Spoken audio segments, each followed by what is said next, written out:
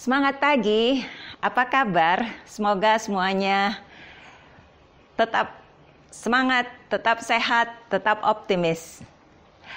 Pada pagi hari ini, saya akan membawakan topik yang sangat penting, yaitu 5 kiat meningkatkan keterlibatan tim atau engagement tim.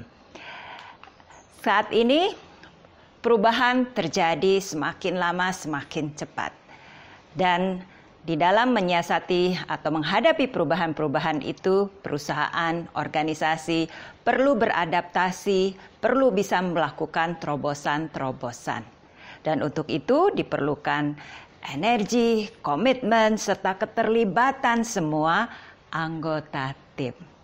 Meski demikian, menurut Gallup State of the Global Workplace Report, hanya 15% saja dari pegawai di dunia ini yang terlibat atau engage di pekerjaannya. Terlibat itu artinya hatinya, waktunya, bakatnya, energinya dicurahkan untuk meningkatkan nilai tambah tim dan kemajuan organisasi. Ya, terlibat artinya ada komitmen mutual antara perusahaan dan pegawai yang membuka potensi pegawai untuk mencapai kinerja yang tinggi. Pegawai yang terlibat mempunyai komitmen yang sangat tinggi untuk mendorong keberhasilan perusahaan. Pegawai yang terlibat berinisiatif merekomendasikan perbaikan. Dan pegawai yang terlibat cenderung merekomendasikan orang-orang terbaik untuk bergabung ke organisasinya. Ya. Nah, dalam kaitan dengan keterlibatan ini ada 3 tipe pegawai. Yang pertama adalah pegawai yang terlibat penuh. Menurut laporan Gallup, jumlahnya itu 15%. Ya, 15% saja. Ini adalah pegawai-pegawai yang loyal, berkomitmen tinggi, hatinya, pikirannya tercurah pada kemajuan perusahaan, melakukan hal-hal lebih dari tanggung jawabnya. Biasanya mereka ini jadi pemimpin-pemimpin masa depan perusahaan tersebut. Ya. Tipe yang kedua tidak terlibat. Menurut laporan Gallup, jumlahnya 67%. Ya, mereka ini bekerja secukupnya saja sesuai dengan tugas yang diberikan kepadanya. Tidak pernah memikirkan atau tidak memikirkan visi, misi dan nilai-nilai organisasi, ya, atau mengaitkan tugasnya itu dengan kepentingan perusahaan yang lebih besar. Tidak memberikan fokus yang tinggi kepada pelanggan, ya. Biasanya mereka kurang peduli pada produktivitas dan kesuksesan perusahaan, ya. Pegawai tipe ini ancaman sekaligus peluang. Karena jumlahnya begitu besar dan karena kalau dilakukan pendekatan yang tepat, mereka bisa bertransformasi menjadi pegawai yang terlibat dan sukses dalam organisasi. Ya. Tipe yang ketiga adalah secara aktif tidak terlibat. Jadi menurut laporan Gallup, jumlahnya 18%. Ya. Mereka ini secara konsisten bersifat negatif, menciptakan lingkungan yang toksik, biasanya menyedot waktu manajernya dengan segala permasalahan-permasalahan mereka. Dan biasanya sangat vokal tentang ketidakpuasannya. Dan yang bikin parah adalah kadang-kadang mereka ini punya ekspertis yang dibutuhkan oleh organisasi. Dan karenanya mereka dihargai dan mereka mempunyai pengaruh yang besar. Nah, studi menunjukkan bahwa keterlibatan pegawai berdampak langsung pada produktivitas dan profitabilitas organisasi. Ya, itu sebabnya penting sekali kita melakukan langkah-langkah untuk membuat lebih banyak lagi pegawai terlibat. Ya, antara kepuasan dan keterlibatan itu berbeda. Ya, jadi di dalam diagram ini ditunjukkan bahwa kalau kepuasan adalah tentang melakukan pekerjaan saya. Ya, keterlibatan adalah tentang lebih dari sekedar melakukan pekerjaan saya. Kepuasan adalah tentang membuat saya sukses. Keterlibatan adalah membuat saya dan perusahaan sukses. pegawai puasa yang adalah sebuah komitmen personal. Sementara pegawai yang terlibat, yang engage, komitmennya mutual, ya. Perusahaan berkomitmen terhadap dia dan dia berkomitmen terhadap perusahaan. Nah, berikut ini adalah 5 kiat untuk meningkatkan keterlibatan tim. Ya. Yang pertama, kejelasan keterkaitan antara tujuan strategis atau purpose organisasi dengan peran unit dan peran individu. Ya, jadi setiap individu tahu apa tujuan strategis organisasinya. Dan dia tahu peran unitnya apa dan peran individunya apa. Dan ada keterkaitan yang jelas antara ketiganya. Ya. Dan leader memonitor dan mengkomunikasikan kemajuan-kemajuan yang dicapai pada level organisasi, pada level unit, dan pada level individu. Ya, serta merayakan keberhasilan-keberhasilan. Ya. Dengan cara seperti ini, maka pegawai merasakan peran dan kontribusinya bagi kemajuan organisasi dan diharapkan dia akan lebih terlibat, lebih terpacu untuk berkontribusi dan turut memikirkan kepentingan-kepentingan organisasi. Kiat yang kedua, merekrut yang terbaik dan menempatkan setiap orang pada peran yang tepat. Ya. Jadi di dalam organisasi, merekrut orang yang tepat adalah hal yang terpenting. Dan kita harus cari cara agar kita mendapatkan orang-orang yang kompetensinya sesuai dan culture-nya pun sesuai, nilai-nilainya sesuai. Ya. Lalu menempatkan mereka pada peran-peran yang tepat, ya, sehingga mereka bisa terlibat. Ya. Nah, biasanya pertimbangannya ada 3 hal. Yang satu adalah kebutuhan organisasi. Yang kedua adalah keinginan pegawai, apa yang dia ingin kerjakan. Dan yang ketiga adalah kekuatan pegawai itu, di mana dia kuat. Nah, kalau 3 hal itu bisa bertemu, maka ya, dapat menghasilkan pegawai yang terlibat. Ya.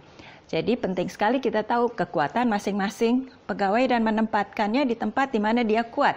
Sehingga ibaratnya kalau kita berenang, kalau kita ditempatkan sesuai dengan kekuatan kita, kita berenang sesuai dengan arus, jadi jauh lebih cepat.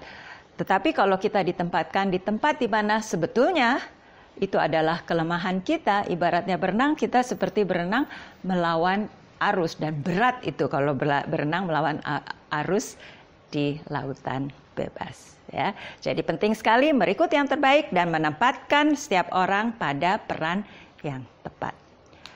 Kiat yang ketiga, beri perhatian kepada masing-masing individu dan pengembangan dirinya. Ya. Masing-masing individu unik. Apalagi sekarang di dalam dunia kerja ada multi generasi di dalam dunia kerja. Ada millennials, ada generasi mungkin baby boomers masih ada, ya. Jadi berbagai generasi dan latar belakang mereka perlu punya karakteristik yang berbeda dan kita perlu melakukan pendekatan yang sesuai. Dulu ada istilah the golden the golden approach, ya, di mana lakukan kepada orang lain seperti kita ingin diperlakukan oleh orang lain. Tapi kalau sekarang ada the platinum rules, di mana lakukan terhadap orang lain sesuai dengan bagaimana orang lain tersebut ingin diperlakukan. Ya, jadi kita perlu fleksibel, memahami keunikan masing-masing dan melakukan pendekatan yang sesuai. Ya. Lalu pahami aspirasi mereka. Setiap orang punya aspirasi. Berikan kesempatan untuk tumbuh dan berkembang. Dan di dalam tumbuh dan berkembang ini ada rule of thumb yang 70, 20 dan 10, di mana 70% sifatnya adalah experiential learning, ya, belajar dengan melakukan pekerjaan, dengan diberikan stretch target, mungkin diberikan kesempatan untuk melakukan hal-hal yang berbeda. Ya. 20% adalah social learning, Jadi dari community, dari network, dari coaching, dari mentoring, dan 10% adalah formal learning, dari kelas ya, dari baca buku. Ya, jadi kita berikan kesempatan, berikan akses, berikan keleluasaan bagi masing-masing untuk mengembangkan dirinya. Ya. Lalu yang keempat, bangun mekanisme feedback. Libatkan tim dalam keputusan-keputusan, minta masukannya. Ya, beri ruang untuk menyampaikan pendapat pada ide-ide terobosan bisnis. Ya, jadi kita duduk sama-sama, kita bahas, lalu kita berikan kesempatan masing-masing memberikan masukan. Seringkali latar belakang yang berbeda, generasi yang berbeda, punya sudut pandang yang berbeda, dan kalau kita terbuka terhadap masukan-masukan itu, kita bisa dapat ide-ide yang luar biasa, terobosan-terobosan ya.